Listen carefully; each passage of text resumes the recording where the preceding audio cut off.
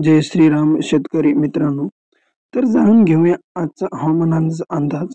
ऐका आणि लक्षात ठेवा.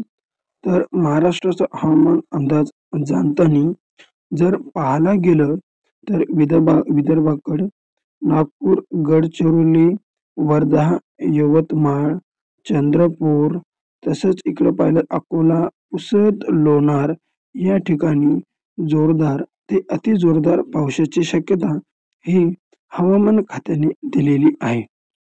तसंच जर आपण मराठवाड्यामध्ये जर पाहिलं तर छत्रपती संभाजीनगर, मालेगाव, हिंगोली, परभणी, नांदेड तसेच जिंतूर या भागामध्ये आज रात्री आणि आज दुपारनंतर तुम्हाला हवामानामध्ये बदल झालेला दिसेल. तसंच कुठे-कुठे अतिमुसळधार पाऊसही पाहायला मिळणार आहे.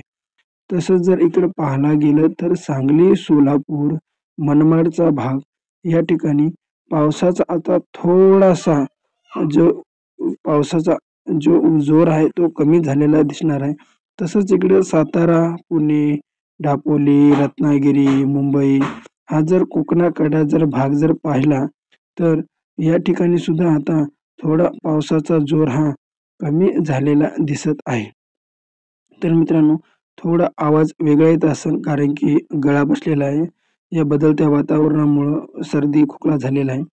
तर ते सर्व तुम्ही मानून घेऊन चला. तर मित्रांनो, इकडे जर पाहिलं तर विदर्भाकडे सर्वात जास्त पाऊस राहण्याची शक्यता आहे.